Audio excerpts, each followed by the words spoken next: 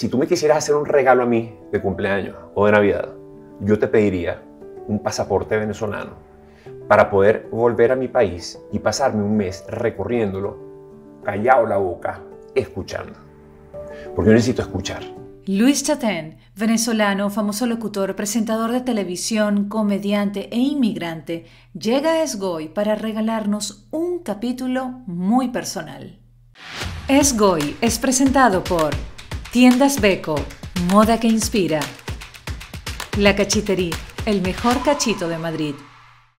Este nuevo episodio de Esgoy, yo diría que no necesita presentación, porque el hombre que me acompaña es un hombre a quien admiro y es además amigo, persona, tiene una familia maravillosa que también abrazo y que ha llegado a Madrid más allá de su show, de su espectáculo que está presentando. Bueno, se viene a reencontrar también con familiares, porque ya Luis Chatén no es solo Luis Chatén, es Ximena Otero, es Sebastián, es Luis Ignacio, o sea, es un combo completo enorme. Somos un colectivo, somos un colectivo.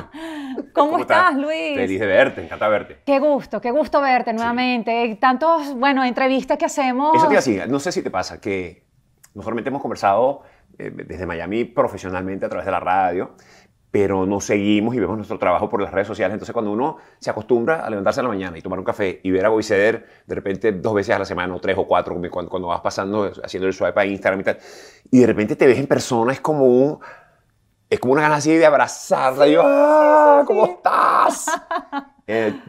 Maravilloso de verte y conversar contigo. Sí, realmente esto ha sido como un encender la cámara y, como digo, no mucha presentación, Luis, porque este es un espacio para saber cómo estamos, para saber cómo estás tú en este momento de vida. Bueno, mira, esto, tú sabes que yo siempre he escuchado hablar de la crisis de los tales, o sea, la crisis de los 40, creo que a partir de los 40 que empiezan a hablar de las crisis, ¿no? La crisis en el hombre, la crisis de los 40, la crisis de los 50, yo no entendía eso.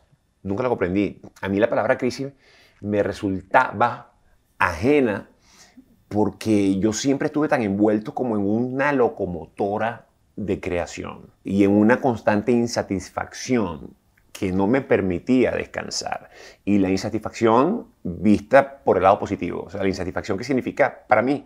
Significa como que la necesidad de siempre mejorar algo y volver a hacer otra cosa. Por eso siempre la radio y la televisión, medios para los cuales trabajamos tú y yo durante años, me pareció fascinante y una gran oportunidad porque siempre tenías cada 24 horas un segundo disparo, ¿no? Una oportunidad de mejorar, ¿no? Hacer un programa un lunes. Esa que para mí es clave la palabra inconformidad porque es lo que nos mueve a hacerlo mejor. El martes salía mejor, el miércoles, el jueves. Estoy en un punto de la vida, en estos 55 años, en los que, bueno, necesariamente volteo atrás, reviso lo que he hecho, en qué circunstancias sucedió, cuál fue el aporte que dejó, pero me muevo y me motivo por el presente. Entonces, en este presente que estamos viviendo, hay tanta novedad dentro del medio al cual uno dedicó su vida. Hay tanta transformación en lo personal, en lo profesional, y luego, que probablemente sea lo que lo envuelve todo en lo mundial, que yo estoy abrumado, te digo la verdad. Pero siento un regocijo muy grande porque cuando vuelvo a voltear hacia atrás y me paro hoy día a mirar al presente y hacia adelante, tengo al menos la certeza de que creo que escogí en la vida lo que quería hacer, me dediqué a esto y a este punto de mi existencia tengo las herramientas para seguir adelante. Te lo voy a resumir. No, sí, ya. O sea, estoy feliz, pues. No. Ya. Tenemos la promo. Luis, es que de verdad, escucharte así tan cerca me emociona mucho porque han sido demasiadas miles de horas en la radio, acompañándonos en las mañanas en Venezuela, más allá de todos tus años, bueno, de experiencia como un hombre de audiovisuales, emprendedores también, cuando comenzaste a hacer tus camisetas, pero digo, ese Luis monstruo de la mañana, ese irreverente, rompedor, como usan esa palabra aquí que me fascina, un tipo rompedor en los medios. ¿Aquí en España dicen así? Sí, y es muy positivo, o sea, él es un claro. rompedor. Suena bien. Y me encanta que hoy día estés activo, estés queriendo ir a más, porque yo veo en ti a un hombre con con mucha hambre de hacer, pero de hacer cosas diferentes. Correcto. ¿Cómo ha sido este momento de vida con hijos, con esposa, con un país distinto, con un público distinto, con un mundo digital también diferente? Bueno, mira. ¿Estás abrumado? ¿O cómo lo llevas? Primero, gracias por todo lo que acabas de decir. Te quiero y te admiro mucho. A veces la propia velocidad de la vida no nos permite disfrutar o valorar las cosas que hemos conseguido. Por ejemplo, y ante tanta adversidad, porque el que conozca un poco mi historia podrá entender que sí, he hecho muchas cosas, han pasado muchos años, es un acompañamiento muy personal que no todo el mundo logra. Esa cosa de que de pronto yo me subo al metro de Madrid y se me acerca alguien y me dice, mira una foto, y yo al ponerle la mano sientes a esa persona temblando de pie a cabeza, y te estoy hablando de un señor de 40 años. Alguien que me dice, es que tenerte al lado, escuchar tu voz, es volver a mi camino hacia la universidad, es volver a la enfermedad que sufrió mi papá y tú nos acompañaste durante todos esos días a través de tu programa en la noche, o volver a esa pérdida que tuve. O sea, yo me siento inmensamente feliz del papel que la vida me permitió jugar en esta tierra. Primero, claro, desarrollarme en lo que a mí me gusta. Y luego tener la oportunidad de llegarle tan profundamente a tanta gente. Te hablaba de valorar las cosas. Esto a veces te convierte en un ser que pone a un lado la importancia que ha tenido, por ejemplo, en el matrimonio con mi esposa, con Ximena, el arribo de nuestros 2 hijos. Y los 7 años que estuvimos buscándolos y las dudas que llegamos a tener si lo íbamos a tener o no. Y los 15 tratamientos y esos golpes tan fuertes que significaron los 14 intentos anteriores cuando no sucedió. Ver a mi hijo espectacular hoy día, a los 2, pero especialmente el primero, que fue el primero, pues, ¿no? Que fue el primer regalo que Dios me dio. O sea, yo llegué a pensar que no los iba a tener. Y precisamente aquí en España fue donde se logró. Después le paso el dato de la bata de seda que usó ella, era espectacular. Yo dije, tú lo hubieras puesto la primera vez. Fue porque dicen los científicos que fue gracias a la bata de seda. Entonces, a veces uno da por sentadas tantas cosas, Wieseder, ¿no?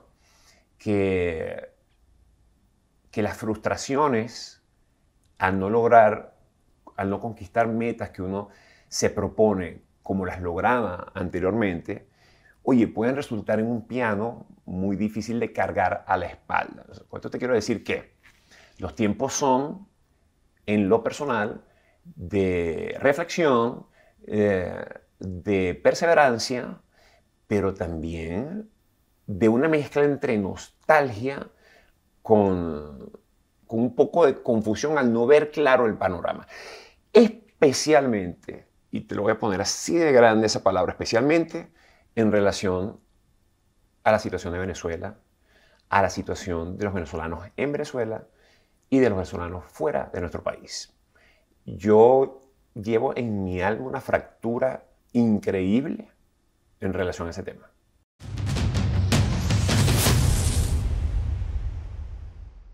Tiendas Beco es el lugar ideal para darle inspiración a tu vida, donde te ofrecen los mejores productos de moda, hogar, deportes, niños. Con 6 tiendas en Venezuela y con más de 50 años de tradición, Tiendas Beco es un referente en el país. Déjate sorprender. Tiendas Beco, moda que inspira.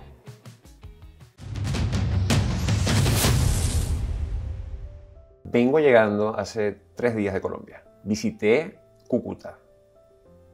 Hice 5 presentaciones en Colombia. Aprovecho y le mando un fuerte abrazo a todos allá. Gracias por acompañarme. Todas fantásticas, maravillosas. Bogotá, Medellín, Barranquilla, Bucaramanga. Un ánimo, una expectativa. Chévere, genial. Estar de vuelta en Latinoamérica. Porque cuando uno sale de los Estados Unidos tanto tiempo que estás ahí, cuando vuelves a pisar cualquiera de nuestros países latinoamericanos ahí, hay como una cosa que tú dices, yo soy de acá. Dios mío. No me tengo que parar en este cruce y contar hasta 5 mentalmente, como en Miami. Cuando llegué a Cúcuta, a lo que aterrizó el avión, fue impresionante porque lo sentí. Dije, bestia, ¿qué me pasa? Y era el saber a Venezuela a metros de distancia y no poder cruzar esa frontera. Y querer salir corriendo a cruzarla. Y saber que me iba a cruzar con chorropocientos venezolanos en las calles de Cúcuta, como sucedió. Me llevaron a un restaurante donde todos los mesoneros eran venezolanos, todos. Y la emoción de ver un rostro familiar como el de uno, pues ahí está, igualmente de este lado. Y me senté y le dije a la persona que me estaban llevando, ustedes no saben lo que estoy sintiendo ahorita. Era como una sensación de quiero correr hacia Venezuela y si no, sáquenme de aquí. O sea, si no voy a cruzar, me quiero presentar y me quiero ir. Luis, tú que te has divorciado y casado varias veces, salir del país así, esa fractura, como dices, ¿es como divorciarse estando enamorados? ¿Cómo es para ti? Pero, a ver, no, es como dejar una tarea pendiente. Divorciarse estando enamorado implica que la otra parte no te quiere, ¿no? Que por alguna razón, o sea, digamos, la gestión del divorcio no es tuya, no es tu iniciativa. Yo me fui del país y dejé una tarea pendiente como parte de un movimiento nacional de ciudadanos que queríamos un cambio para mejorar nuestro país. Oye, después de 20 años de charle, cañón, intelectual, tú sabes que es difícil, ¿vale? Todos los días abrir el periódico estando en Venezuela y ver las cosas que nos han pasado a lo largo de todos estos años, las individualidades, los casos específicos con los que trabajamos, los que comunicamos, o sea, como tú, como yo. ¿Qué hacemos? Nos levantamos a las 5 de la mañana o nos acostamos a las 10 de la noche, masticando toda esa ceniza terrible de injusticias y cosas terribles, en mi caso para ver cómo las voy a traducir a través de algún tipo de ironía o de sarcasmo, para que la gente pueda acercarse a esa información de manera distinta. Esa fue mi plataforma de trabajo durante años. Oye, eso implica un desgaste tan grande, porque a veces lo que quieres es mentar madre de arriba abajo, pararte, tirar todo y pegarle candela a lo que sea. Cuando yo salí del país, salí como con esa sensación de, no, o sea, estoy abandonando. Y eso me pesó muchísimo, muchísimo. Reencontrar mi papel como venezolano de nuevo, a la distancia, que pudiera ayudar a que las cosas cambiaran desde lejos, también fue una complejidad tremenda, porque eso implica un respeto por aquellos que están en Venezuela y que con el paso de los años viven una situación que ya yo no comprendo. Entonces, si tú me quisieras hacer un regalo a mí de cumpleaños o de Navidad, yo te pediría un pasaporte venezolano para poder volver a mi país y pasarme un mes recorriéndolo, callado la boca, escuchando. Porque yo necesito escuchar a la gente en Caracas, en Puerto La Cruz, en Apure, en Maracaibo, en todos lados, para entender qué está sucediendo realmente allá y poder ayudar de nuevo desde mi capacidad de ayuda, desde mis lugares. Entonces, bueno, esa es la situación hoy día. He sido afortunado, como te estaba diciendo. Yo viajo por el mundo y a mí todo el mundo se me acerca a contarme su historia. Mira, te voy a adelantar algo de lo que sucede en mi show, en las presentaciones que estoy haciendo. Hace, no sé, probablemente 4 meses, 5 meses, yo escuché esta frase: Venezuela se arregló. Lo primero que uno piensa, esto es la estrategia de la dictadura venezolana para confundir internacionalmente a los ciudadanos de otros países y entiendan que, bueno, que nada, que esta cosa, esto ya está, pues los objetivos fueron alcanzados por parte de la oposición. ¿Por qué? Porque Venezuela se arregló, que es lo que al final queríamos todos. Y yo vengo desahogándome en los últimos 3 minutos de mi show y empecé a hacer esto en Canadá porque lo necesitaba, si no iba a explotar, a contarle a la gente por qué es lo que yo creo que hace falta para que Venezuela se arregle. Los primeros interesados en que Venezuela se arregle somos, creo yo, los venezolanos que estamos afuera, porque necesitamos ver bien a los venezolanos que están adentro. Yo necesito que la gente que está en Venezuela esté bien, bien en todos los sentidos. Estar bien no es tener un bodegón. Estar bien no es tener un concierto de Cervantes Florentino. Ambas cosas se las celebro para quienes resultan una mejoría en su calidad de vida. Estar bien implica muchas cosas que van más allá, como el respeto a la libertad de expresión o a la propiedad privada, o al pensar diferente, para condensarlas en lo más básico, ¿no? Una democracia, un país serio, un país en el que puedas invertir, un país donde tus derechos no se vean aplastados por aquellos que están temporalmente en el poder. Como he viajado tanto y he escuchado tantas historias de la gente que son tan dramáticas, y no dramáticas por el hecho de impresionarme a mí, sino porque realmente lo son. Personas que han sido secuestradas por comandos antisecuestros de nuestro país, por ejemplo.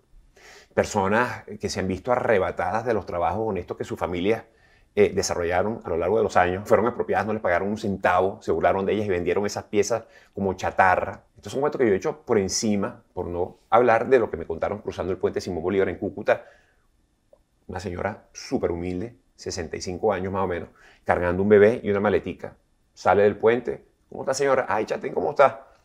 Bien, ¿para dónde va usted, señora? A Perú. ¿Qué tiene de normal ver a una señora cruzar un puente en Colombia a pie, diciendo que va a pie a Perú, con un bebé y una maletica? ¿Y por qué se va, señora? Cuando yo hice ese viaje, hace 6 años aproximadamente, para mí la clave de esta historia era entender qué fue lo que a cada venezolano le detonó. O sea, dijo, ya, hasta aquí. O sea, ¿cuál es el umbral del dolor para el venezolano hoy día? Y el umbral del dolor para esta señora era, ella vivía en Mérida, que le secuestraron a su esposo. ¿Quién? Según la señora, la policía. Y le pidieron rescate. Y cuando esta señora me dijo, me pidieron rescate, yo pensé, ¿qué rescate le puedes pedir a una señora tan humilde? Yo no le pregunté. Ella me dijo, Luis, lo pagué. No le dieron al esposo. Pasaron 2 semanas, le pidieron rescate otra vez y lo volvió a pagar. Pero esta vez cuando lo pagó le dijeron, y no vuelva a preguntar por su esposo. Lo mataron. Entonces, para que Venezuela se arregle, esta señora necesita justicia. Para que Venezuela se arregle, trillones de venezolanos repartidos por todas partes del mundo y dentro de Venezuela necesitan justicia para así poder hablar del comienzo de un proceso de normalización de un país que va dirigido a ser un país democrático. Y Dios quiera, como se dice, tanto talento que desee volver, vuelva, o el que está fuera se quede fuera. Pero podemos tener ese alivio de que sí, Venezuela se está arreglando. Luis, veo que obviamente este tema te conmueve, te emociona. Es como si hubiese salido ayer de Venezuela, que eso quizás es algo que te ha marcado. Tú también, con toda esta experiencia que has tenido en la televisión y en radio, que te posicionaste como los más vistos, que penetraste durísimo en el imaginario. De hecho, te metiste profundo en la política, más allá del humor político, o sea, te manifestaste en contra del régimen, coqueteaste con la política en estar allí. ¿Tú crees que hoy día, por ejemplo, en lo que has vivido en Estados Unidos, en lo que ves fuera del mundo, en otras ciudades a las que visitas, Venezuela necesitaría un outsider para que se pudiese dar ese cambio? ¿O cómo lo ves tú? Mi coqueteo con la política no fue por ambiciones políticas. O sea, yo jamás en mi vida pensé, yo quiero ser político, con todo el respeto a los políticos. Creo que los políticos son necesarios, los políticos buenos son necesarios, los otros hinchaban, o sea, marquen la milla. Pero yo me hice ciudadano. Como todos tenemos que ser ciudadanos. Lo que pasa es que yo estoy más expuesto que otros probablemente por trabajar en medios de comunicación. Pero yo no podía menos que involucrarme en las cosas que afectan a mis oyentes, a mis lectores o a mis televidentes, pretendiendo que no está pasando nada. Esa es una decisión de cada quien y yo no funciono así. Entonces, yo sí tengo grandes influencias en mi vida como la de Renio Tolina. Y yo una de las cosas que más admiré y admiro en la vida de Renio Tolina fue la forma en que ese señor, por su penetración en el pueblo venezolano, su compenetración con su país, se ofreció como alternativa a Venezuela para mejorarla. Oye, hay tantas personas, y siempre vamos a estar claros, hablemos de personas de bien.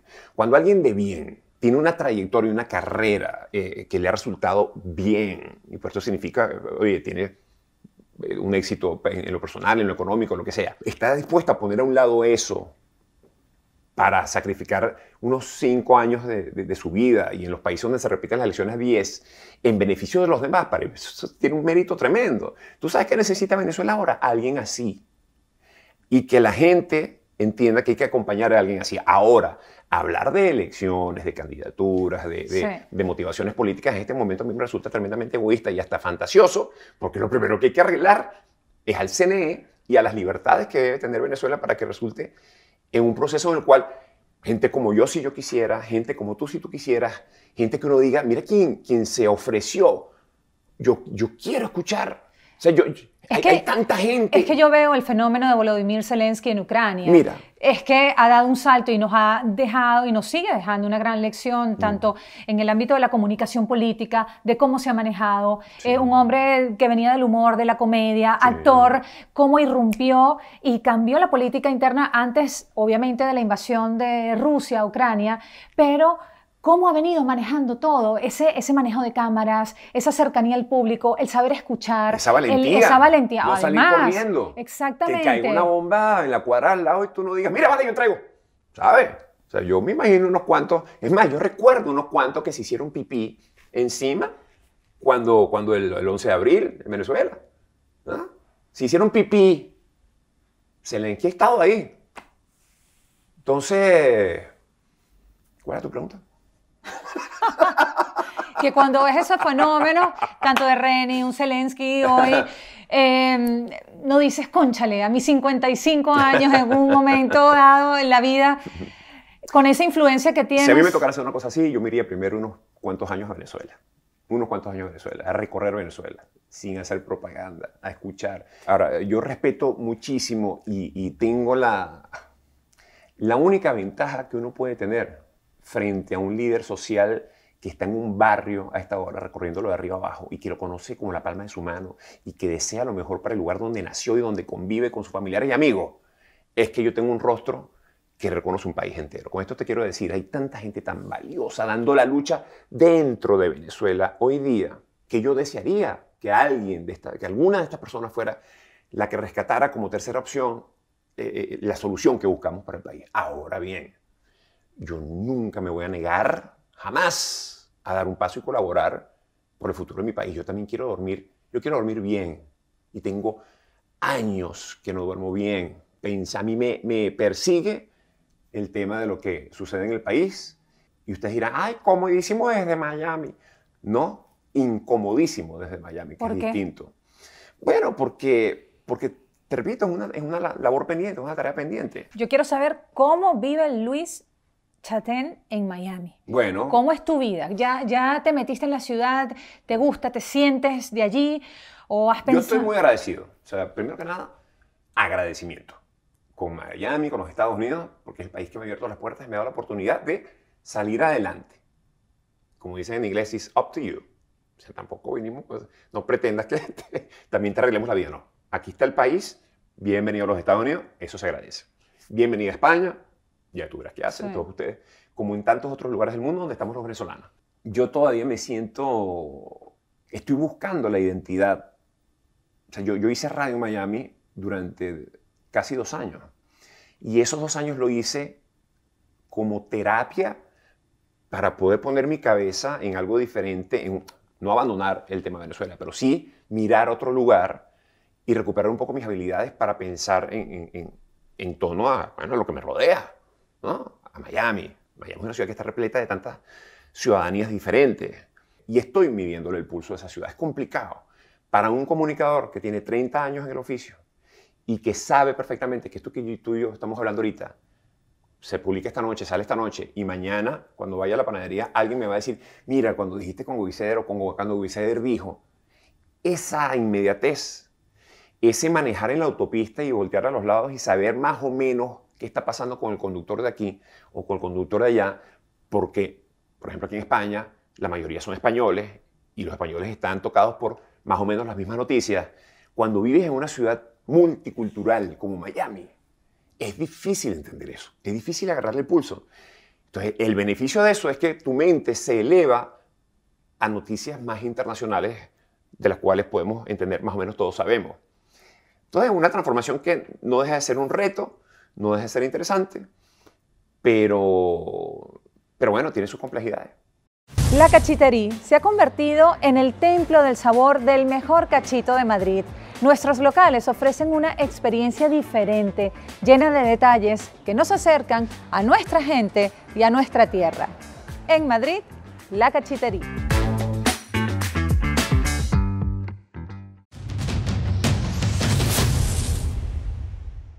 Y como papá, Luis, ¿cómo ves a tus hijos, su infancia? Recordando lo que a ti te marcó de pequeño, lo que les está marcando a ellos. Sí. ¿Cómo lo ves?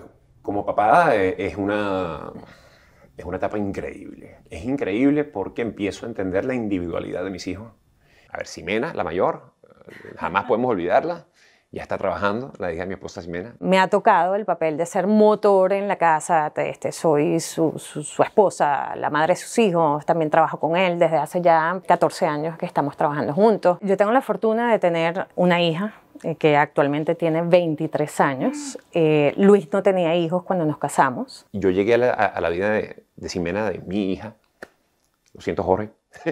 Su papá, a quien también quiero y aprecio mucho. Ver el proceso desde niñitos, el estudio y verla hoy día haciendo lo que está haciendo es una alegría tremenda. Se ha convertido en una mujer que está tomando unas decisiones acertadísimas, tiene una constancia para el trabajo y eso a mí me llena de orgullo inmenso. Mis hijos, Luis Ignacio de 8, Sebastián de 5, lo primero que uno vive, al menos yo, es el milagro de tenerlos, la alegría de tenerlos. Mientras más pesada se hace la jornada, a mí me impacta cómo yo agarro a cualquiera de mis hijos y me lo pongo en el pecho y se me quita.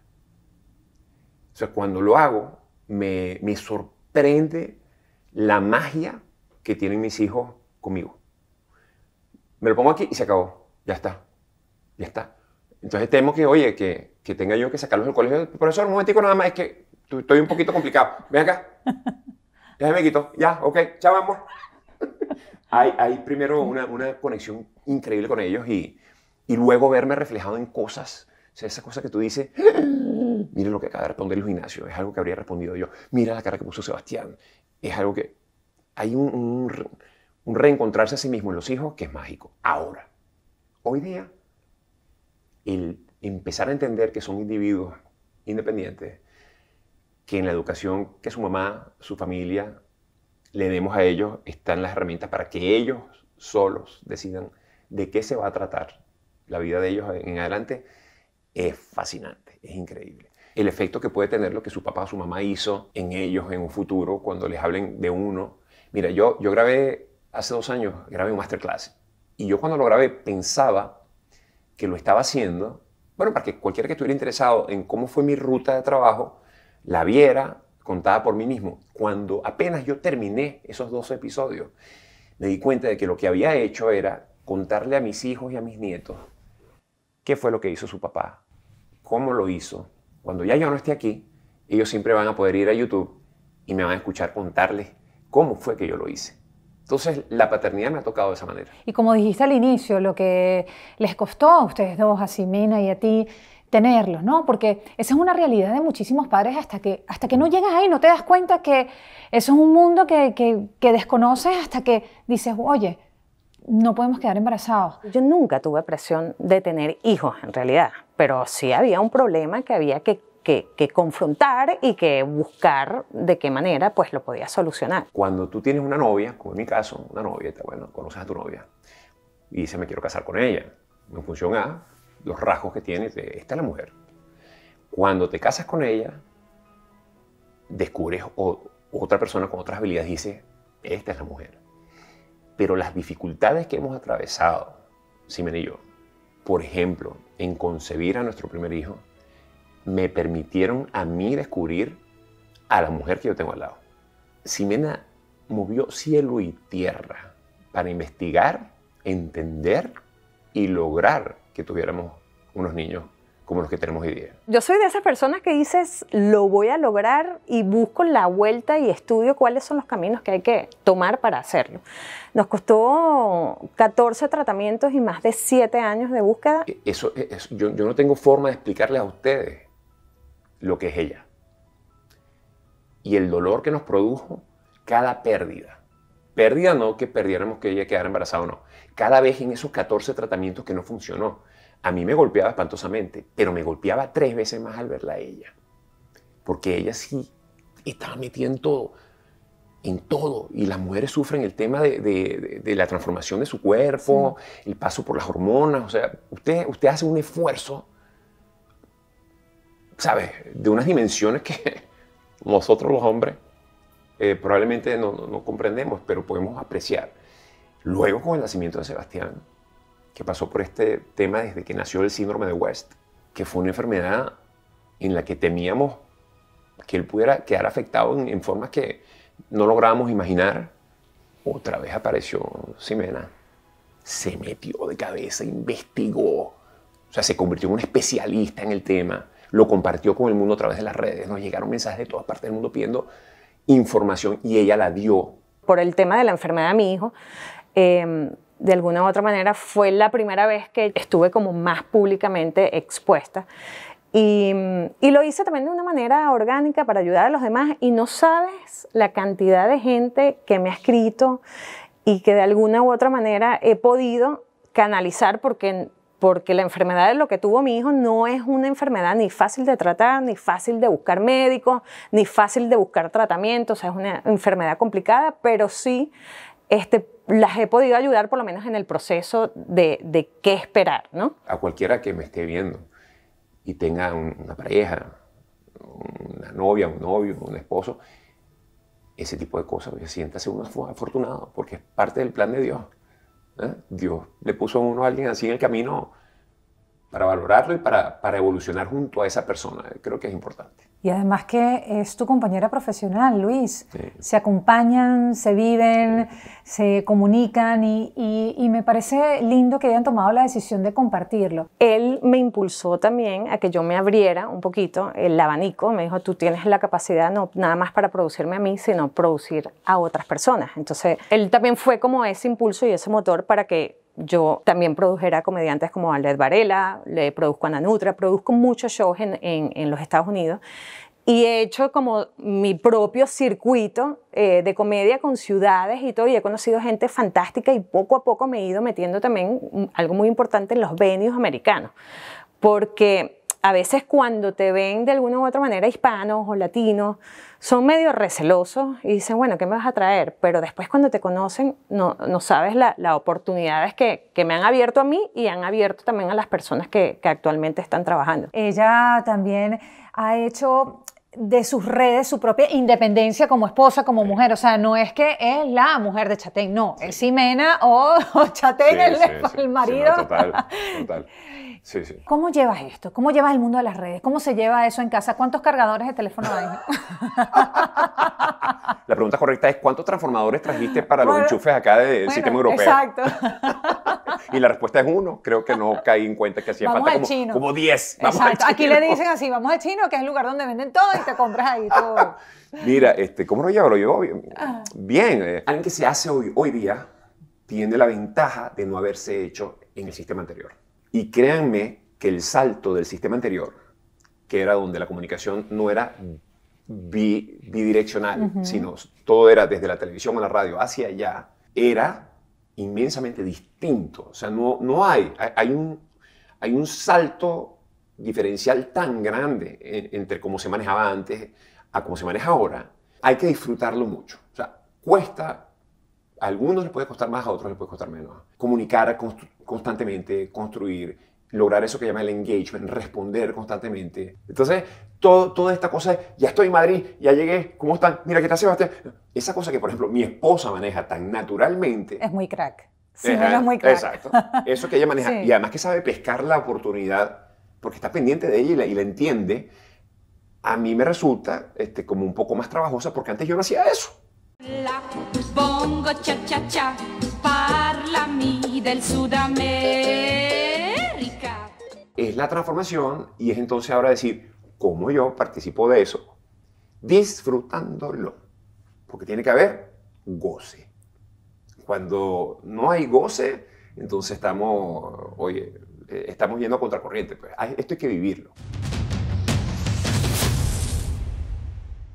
Luis, estando aquí en Madrid, una ciudad también con una fuerte presencia de venezolanos, latinoamericanos, diferentes acentos. De hecho, aquí se usa mucho, bueno, eres madrileño de Venezuela, madrileño de Argentina, por esa misma apertura. ¿Qué buscas en una ciudad como Madrid o qué buscas en España cuando vienes para acá? A mí España me genera un alivio y un interés tremendo. O sea, solamente caminar por las calles de Madrid, o sea, esa cosa que tú vas como, oye, primero eso, caminar una ciudad.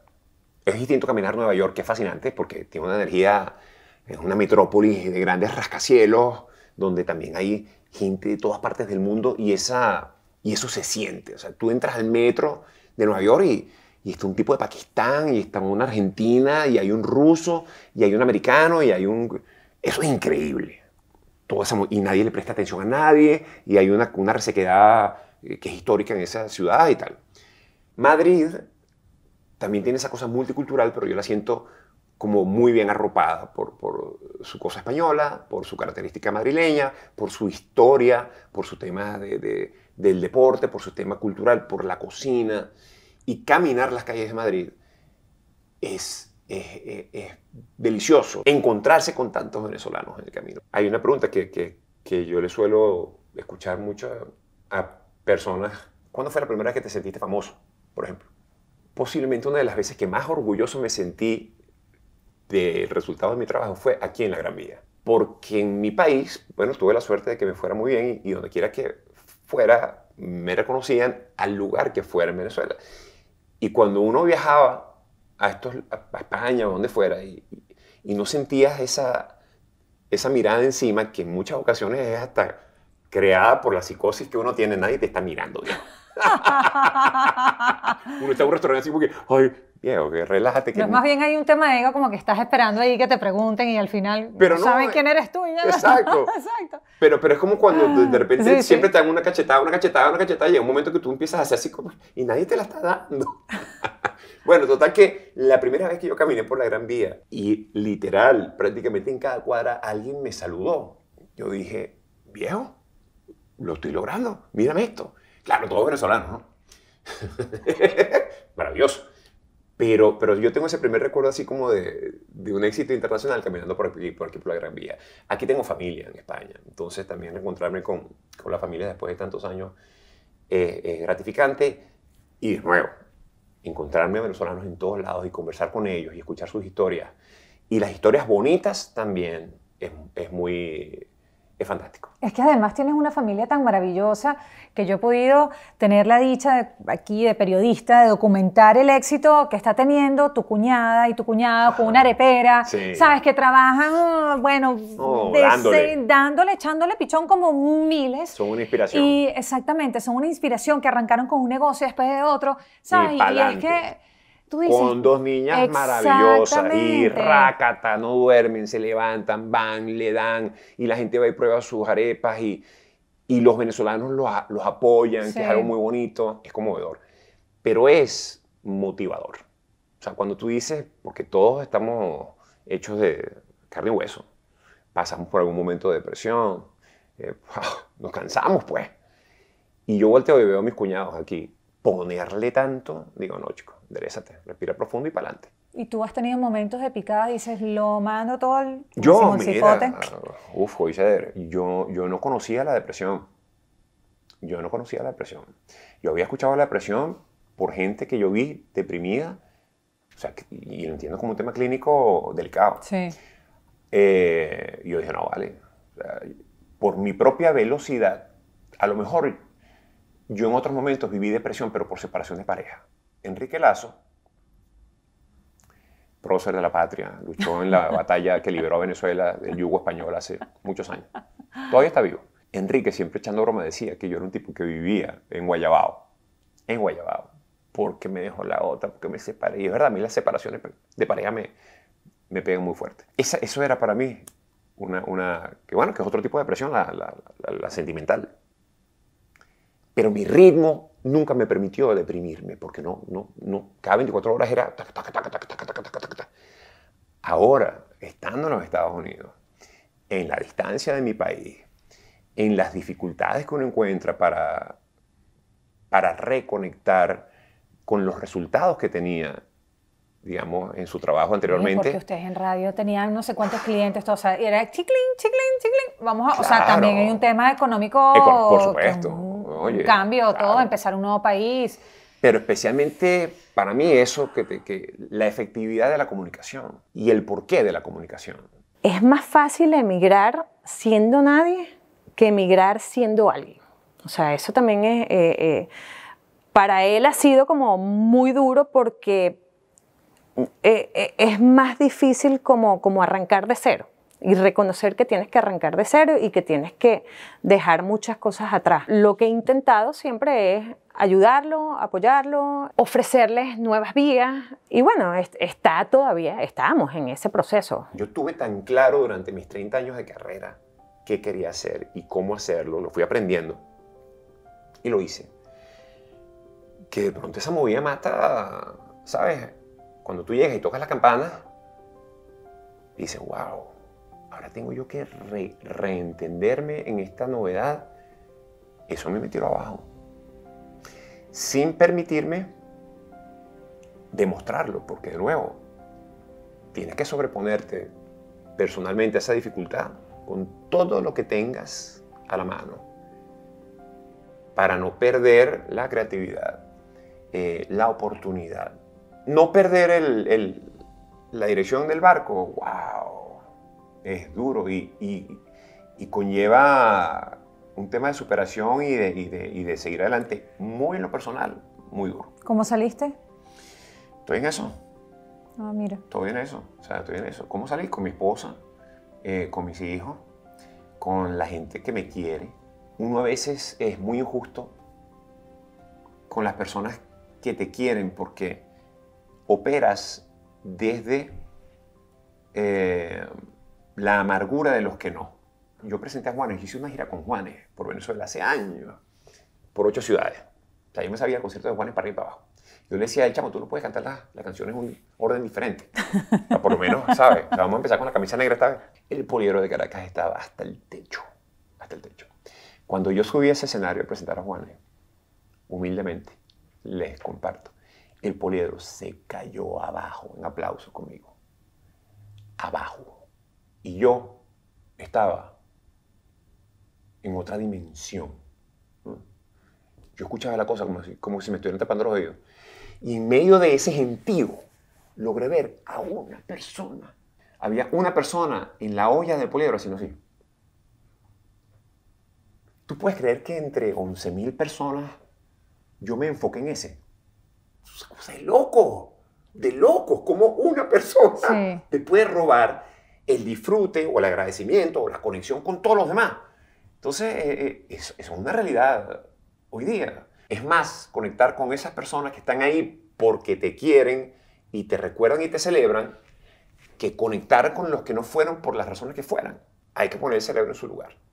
¿Qué te hace feliz? Esta entrevista. Ay, qué bello, Chatén. Gracias totales, de verdad. Es un placer para mí escucharte. De verdad, no es pregunta, es escucharte. Es decir, es una oportunidad también como de catarsis, de estar, de saber cómo estás, de entender tu momento y el de tu familia, porque eres un referente para muchos en Venezuela y sigues siendo, en términos de transformación, de apertura, de tener esa terquedad en decir, es que lo voy a hacer. La victoria está reservada para la constancia. No claudicar, seguir adelante, perseverar y bueno, creer que sí se puede. ¿Qué te gustaría seguir haciendo? Me gustaría seguir siendo padre. Me encantaría seguir siendo padre. No fallarle a mis hijos. Eso me encantaría. Estar con ellos. Yo tuve una relación complicada con mi papá. Y cuando uno vive una situación así, esto es algo que te persigue por el resto de tus días. Y yo quiero estar ahí con mis hijos y quiero aprender a pensar distinto a ellos. Y quiero aprender de ellos y quiero que ellos aprendan de mí. ¿Pero qué estás haciendo diferente, Luis? A lo que sucedió con mi papá. Bueno, estoy teniendo una cercanía con ellos constante. Mi papá y mi mamá se divorciaron cuando yo tenía 8 años. Y ahí hubo una carencia muy grande. Que yo no entendí hasta que yo me divorcié la primera vez. Yo me he divorciado 2 veces. Y yo culpé horrendamente, especialmente a mi papá, de esa ausencia en mi vida, largamente. Pero lo cierto es que me puse en mi cabeza como una rabia grande por no tenerlo conmigo. Cuando tú eres tan pequeño y eres hijo de padre divorciado y vas a casa de tus amiguitos y los papás están ahí, y ves cómo el papá está con la mamá y cómo los amiguitos, y cómo el papá de tu amiguito te lleva a pescar con tu amiguito, tú quisieras que fuera el tuyo. Y eso es algo que uno va llevando acá. Cuando me divorcié, entendí por qué la gente se divorcia en función a preservar la felicidad de sus hijos. Pero mi relación con él quedó marcada para siempre. O sea, nunca fue como me hubiera gustado que fuera. Hoy día él no está, él murió. Me encantaría pensar por reconstruir esa relación que fue culpa mía. O una dificultad para él de cómo resolver la situación. Entonces yo con mis hijos hago el intento profundo. Esta historia nuestra apenas está comenzando, lleva 8 años. En el caso de Simenita lleva más. Pero intento aprender mucho de lo que me pasó a mí con mi papá. Es Goy fue presentado por Tiendas Beco, moda que inspira, La Cachitería, el mejor cachito de Madrid.